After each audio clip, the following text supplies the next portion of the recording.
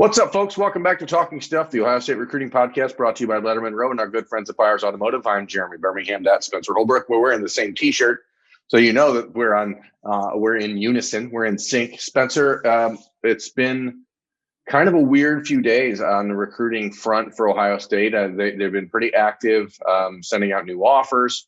We're talking about a number of different defensive backs, a couple kids down in Florida. Looking around the country. In Georgia, defensive lineman down there, Kristen Miller, a handful of things going on. But, right when I think we kind of felt like it was regulating and things were normalizing a little bit, like now we're dealing with the possibility of Ohio State losing an assistant coach and the rumors about Al Washington. For full disclosure, it's 9:00 on Tuesday night as we're recording this. There is still no decision from Al Washington's camp about whether or not he's going to be taking the job as the Tennessee Volunteers defensive coordinator or staying at Ohio State. But just from a 10,000-foot perspective, Spencer, what do you think losing a guy like Al Washington would do to Ohio State as a recruiting entity, knowing that he is right now currently the top-ranked recruiter in the nation, according to 247 Sports?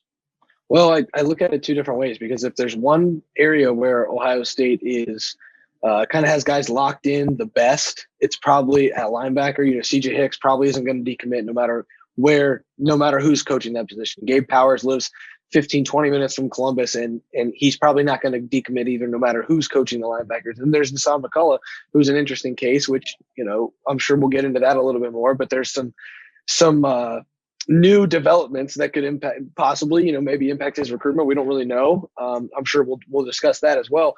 But that unit seems to be pretty strong in Ohio State's favor right now. So I'm not sure how much it would affect the 2022 class, just because Ohio State already has 3 good linebackers committed there. But Al Washington is a dogged recruiter. He's a very good recruiter. He knows what he's doing. He knows how to connect the guys. And I think it would be a huge loss for the Buckeyes on the recruiting trail moving forward, not just in the trying to get that 4th linebacker in 2022, but beyond and into 2023 and even 2024, it would have a ripple effect from that. Yeah, I mean, he's young. He's from Columbus. He understands the culture at Ohio State very well. Al Washington was integral in the recruitment of Travion Henderson, integral in the recruitment of Jordan Hancock, of Jalen Johnson, of a handful of other players in the last couple of years that weren't necessarily linebackers. And, I think the thing is for Ohio State, it's just an interesting decision that they're going to be forced to make, because right now they've fully committed to the idea that Kerry Combs is the defensive coordinator. And I don't think that even if they do, decide to give Al Washington a pay bump, I don't think that they're necessarily feeling compelled to add a co-defensive coordinator title to his name. And I'm not sure if that's even really important to Al Washington. I think that obviously the interest is there in the Tennessee job, or this wouldn't be percolating as it has for the last 4 days. But a lot of that, I think, is just relative to the fact that they're offering him close to $1 million a year raise. And there's this little built-in, and that's crazy. I see a lot of people say, why would you go to that dumpster fire in Knoxville? Why would you go to Tennessee knowing that they're facing potential trouble by the NCAA, blah, blah, blah. If he goes to Tennessee for 3 years and does a good job, by the time Tennessee is off probation, he's in line to be, maybe a head coach somewhere. If he doesn't, then there's no real pressure, because you were going into a situation that was maybe set up to fail, but you're still getting paid an additional $3 million over that time. So there's sort of a catch-22, I think, for Ohio State, where maybe there's nothing they can do to do enough for Al Washington in this situation. I know that his relationship with Ryan Day, those two coached together at Boston College. Again, he's from Columbus. His father, played at Ohio State.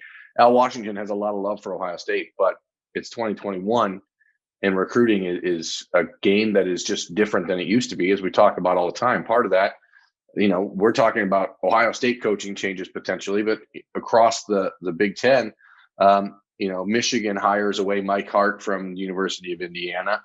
Indiana, needing a new running backs coach, decides to go out and hire Dasan McCullough from the Kansas City Chiefs, who was a coach for the Hoosiers for a handful of years in the early 2010s, and was the guy responsible for them breaking a lot of rushing records under Kevin Wilson. So it's kind of part and parcel to the whole thing. And you talk about Deshaun McCullough, and we're going to have him join us in a minute to get his opinion on where things are going. In the Al Washington rumor mill and what his father's hiring means to him. I mean, first and foremost, I don't think he's going to change anything. I think that before we get him on to the show, I want people to understand this isn't a situation where Ohio State has any real concern that they're going to lose him or anything like that. But I think that the timing of these two things happening, the confluence of his father getting hired in Indiana and the potential for Al Washington leaving at the same time, does at least spook people into thinking that something could unwind in that road. I mean, do you get that, Spencer, or do you think that it's all just flatulence? Well, I think that flatulence. Wow. I think that it kind of makes sense to connect those dots, but at the same time, Indiana and Ohio State are not on the same plane, whether somebody's father is coaching there or not. I mean, that's just the simple fact. And maybe I'm sure Dasan McCullough is not going to say that about his dad and that program, because that's his dad and that's his dad's program. But I do think that, you do have to kind of sit back and think, Ohio State and Indiana are not the same. And I think that's a big deal here.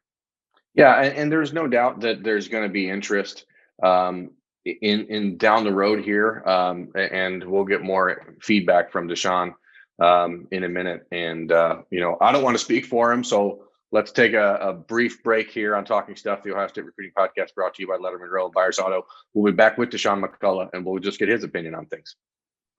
And we're back, as mentioned, with Deshaun McCullough, Ohio State 2022 commitment, formerly of Olathe. I don't know how to pronounce it. I've always said it's Olathe. Yeah.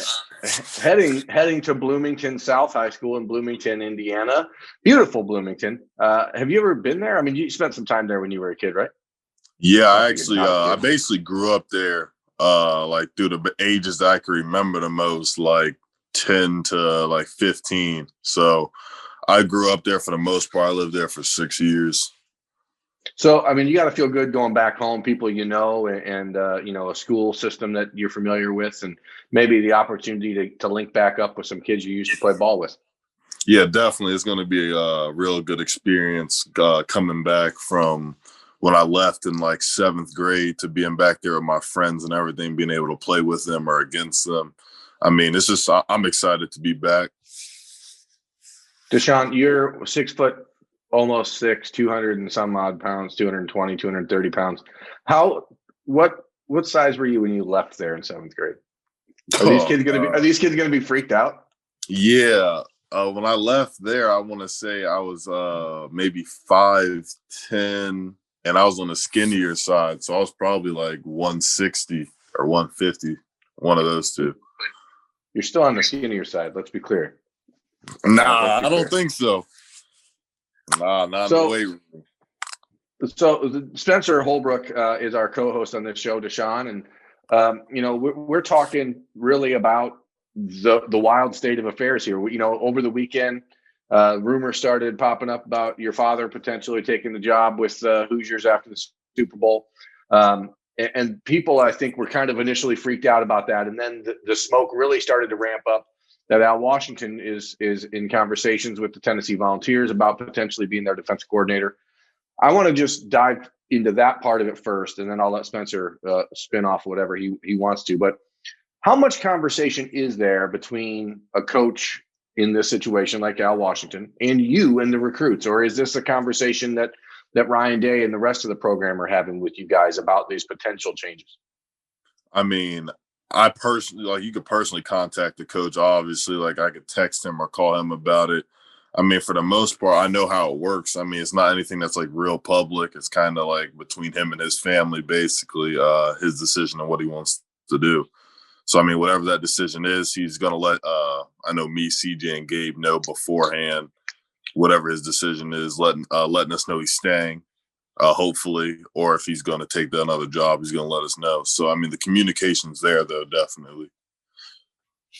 What's this like for you, though, as a coach's son who kind of understands the idea of a coach moving or a coach moving on or getting a different job that's a better opportunity maybe as opposed to staying where you're at, whether it is a better opportunity or not, those kind of things. How does that affect you? Because you seem to know it firsthand. I mean, I guess you could say like in this situation, it affects me in a positive way, just because like I know the business side of it. I mean, if you're getting offered a better job or something that you think you want to move up in, and that's the place for you, all I could do is really be happy for him if that's what he decides to do. I mean, on my end, it doesn't change how I feel about Ohio State. Coach Day's the reason. Coach Al isn't the only reason I committed. Coach Day and the university as a whole, and being back in Ohio was a huge part of that also. So, it's a bunch of things I take into account when I'm thinking about it. And that's why I put out the tweets last night everybody saw with me basically just saying I'm still 100% in with Ohio State. Has it been, I mean, I guess I'm curious about the conversation with your father in these last couple of weeks, once he really started to consider heading back to the college ranks. Was there a moment when he had to basically get your permission, or did you have to, give him, a blessing that this is okay? I mean, and I assume, I've never personally spoken to your father, but knowing you and your family, I assume he basically said, hey, this has nothing to do with where I want you to go to school or anything like that. Yeah. So, obviously we had conversations about it. He asked me and my brothers how we felt about him potentially going back to Indiana. And we know whatever's best for my dad, we're all on board for. Moving wherever, whenever, we're all on board for it. So I was just happy for him when he took that job. And what was the second part you said? Yeah, I guess, was there a moment when he had to tell you essentially that I may be there, but I'm not expecting you to follow? Yeah, I mean, he always told me, like, it's your own decision. Like, I'm not expecting you to come to Indiana or anything like that. Like, it's your decision. If you were with Ohio State before I got this job, so there's no reason to change. So, I still respect, obviously, Indiana and everything, but I'm 100% with Ohio State. So now that you're going to be 2.5 hours from Columbus rather than all the way however you say that name of that town that you tried to tell us earlier, does it make it a little easier now? Are you going to try to get to as many home games as you can? Are you going to try and be one of those guys on the sidelines for every Ohio State home game, recruiting the guys who are coming into town on visits?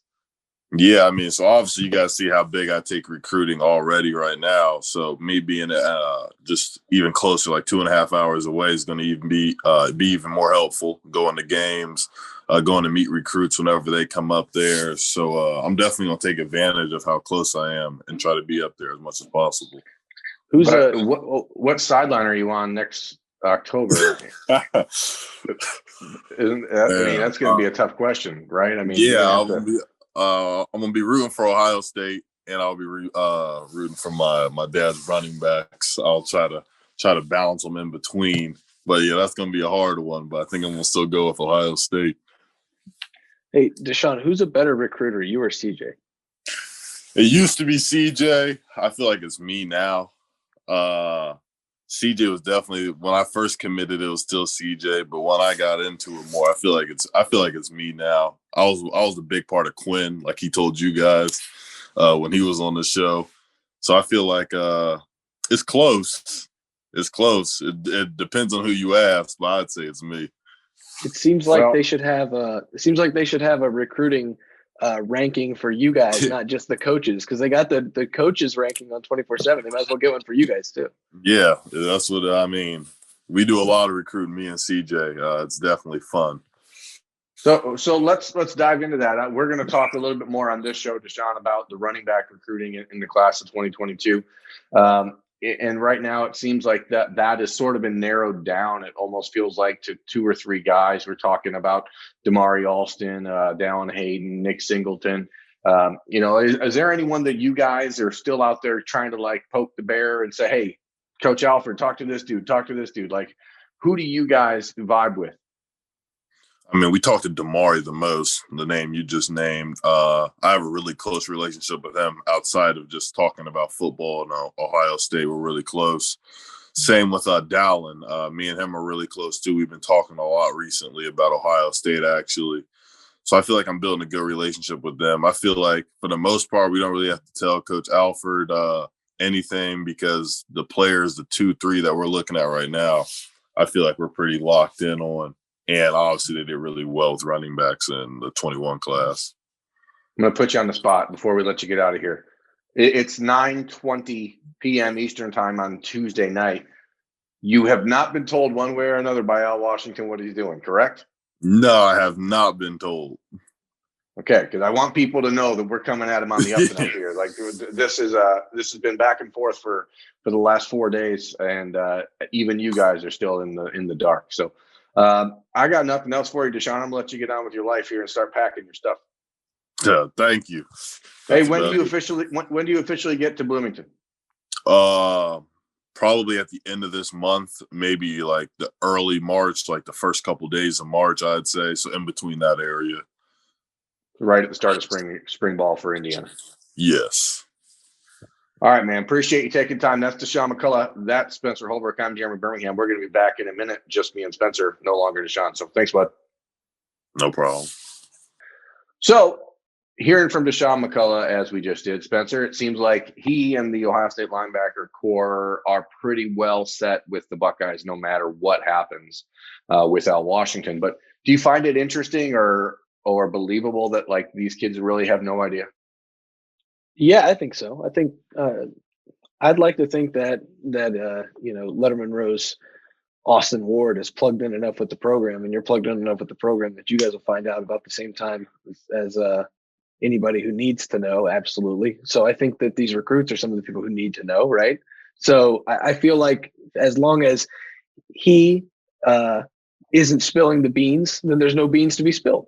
Yeah, I think that's one of the things I find the most interesting about the news cycle anymore. I think that there's this idea from people that no news, it has to be either good news or bad news.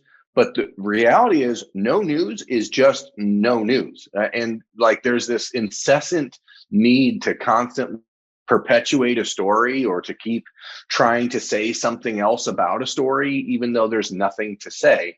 And again, here we are, it's 9:25 on Tuesday night. And, this will go up on YouTube on Wednesday morning. But the number of updates I've read today from different websites around the internet on the Tennessee side, the Ohio State side, all just saying nothing. It is really fascinating because I get it. Like there's this insatiable desire for like info, but sometimes there's just nothing to say. Yeah, no news is no news. I think that's the biggest thing. We live in a Twitter world, Berm, where everybody wants to break the news and have it instantly. The second you hear Al Washington's name being speculated, you knew this was going to be a little circus going on the internet. And sometimes just no news, like you said, is absolutely no news. Speaking of no news, I want to dive into something we've talked about on this show before, Spencer. It's when the Twitterverse starts to get a flutter, because recruits like Deshaun McCullough go on Twitter and start posting random photos and pictures, and there's who's ready for booms and blah, blah, blah. And I think it's a good time to be reminded, and going back to this Al Washington discussion, that the recruits are obviously an important part of the Buckeyes program and the future of the program. But when it comes to the daily operation and the day-to-day things that are actually going on in the program, they're not constantly being kept in the loop or told, hey, this is the guy we want at this position. This is the guy we want here. This is who we're actually recruiting here. The recruits go out and they make their relationships and they fortify their relationships with guys around the country. But that doesn't always mean that those are the guys that the Ohio State coaching staff is all in on or ready to take a commitment from, for example. So I think sometimes you'll see things develop on Twitter that may be projecting what the recruits are wanting to happen, but isn't necessarily going to happen at least anytime soon. Am I saying that clearly enough to be confusing? Because that's my goal. Yeah, I think you're saying it clearly enough to confuse me a little bit, but I think I have it. I think I understand what you're saying. They want a boom. Everybody wants a boom, but sometimes the boom that the players want is not the same boom that the coaches want. Right. And it's not even maybe that they don't want it down the road or they don't want it ever, but maybe just not right now. So there is a part of this process, and we've talked about this again on the show a number of times. Ohio State's 2022 recruiting class is 10 guys deep right now. It's very, very good. It's obviously the top ranked class in the country, but they need to see players in person. They have got to have some of these dudes that they're talking to and these guys that have interest in the program, they really need it to slow down.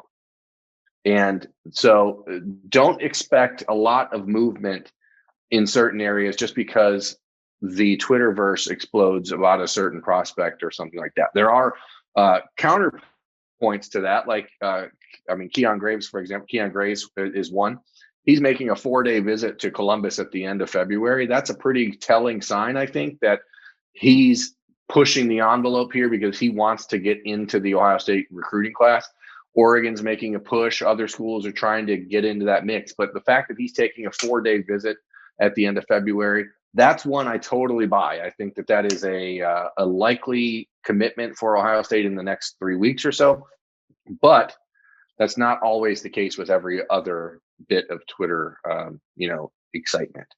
But anyway, we were going to talk tonight about the running backs in 2022. We did talk, about the fact that Ohio State has a couple guys in the class that they're really dialed in on right now. Then those three are Damari Alston from Georgia, Dallin Hayden from Memphis, Tennessee, Nick Singleton from Pennsylvania. And then on the periphery, there's this percolating interest in Raleek Brown, who just committed to Oklahoma, who said he talks to Ryan Day very frequently. When I talked to him about 2 weeks ago, I don't think that there's really any reason to believe that something could happen down the road between Ohio State and Raleek Brown, at least not for a while. I mean, that would take a major turn of events. He's committed to Oklahoma. He's got all his buddies going to USC. He's never been to Ohio State. Buckeyes haven't really spent a lot of time investing in their relationship. So I don't think that one's worth talking about. But the other three, Spencer, those are the guys that people need to know about. Yeah, and I think one thing to remember in this 2022 cycle is how good the 2021 cycle was. So there's not a pressing need for the guy at running back, but you always want a version of the guy at running back in every class. And the Buckeyes might have found that in 2020 with Mayan Williams because he seemed to be pretty good. They found it twice in 2021. So I think that's the biggest thing to remember is you don't have to have a wide net here. You can kind of focus in on the guy you really, really want or the two guys you really, really want because it's just not as much of a pressing need to find that home run running back as it was in the 2021 class. I think that helps Ohio State because now they can go out, they can single out a couple guys that they really, really want and just kind of have a stress-free recruiting process of trying to recruit one or two guys rather than cast that wide net and find a bunch of guys and then try to zero in on one of those.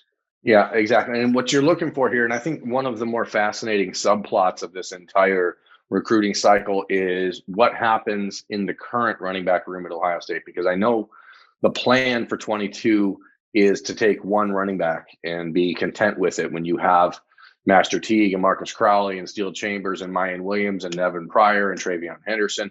You've got a lot of dudes, but with that, you expect that attrition is going to happen from one or two places. Master Teague will be out of the program probably by the time this 22 class arrives. I think he would have an extra year if he wants it, but I don't know that he'll take advantage of that now that he's already into his master's program at Ohio State. And I think that there's a possibility that you could see the Buckeyes go after a second running back in 22.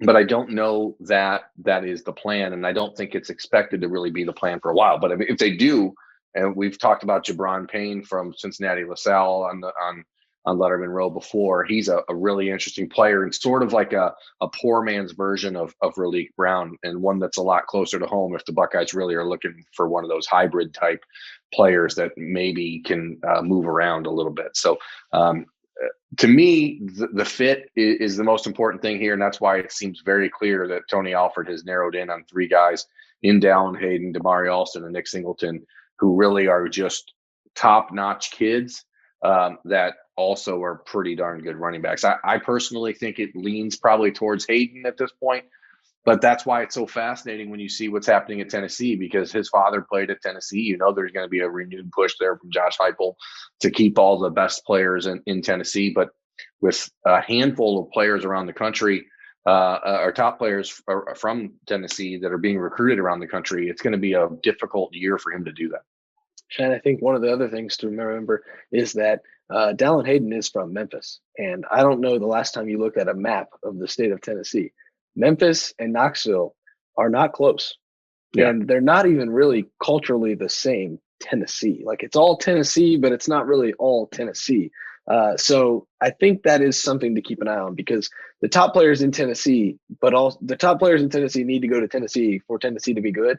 But also, like that is a long way away from each other. And so, yeah, and Hayden, like I said, his dad did play at UT Knoxville, so you know that there's at least a lure there.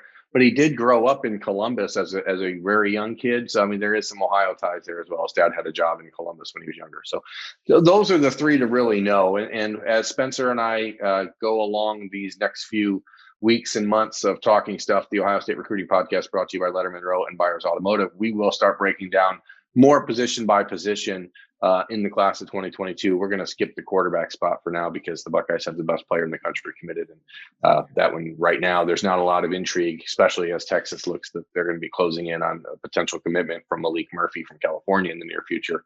If that happens, I think a lot of the hand wringing that people have done about the potential for a Quinn Ewers flip will subside. So that's on the horizon potentially for the Longhorns. So keep an eye on that, I guess. Anything else, Spencer? not really. I think we're pretty well set. All right. Well, that's been Talking Stuff, the Ohio State Recruiting Podcast brought to you by Lettermen Row and Buyers Auto. I want to thank Deshaun McCullough for joining me, Jeremy Birmingham. That's Spencer Holbrook. Thanks for watching. Thanks for listening. Please rate, review, subscribe. We'll see you next time.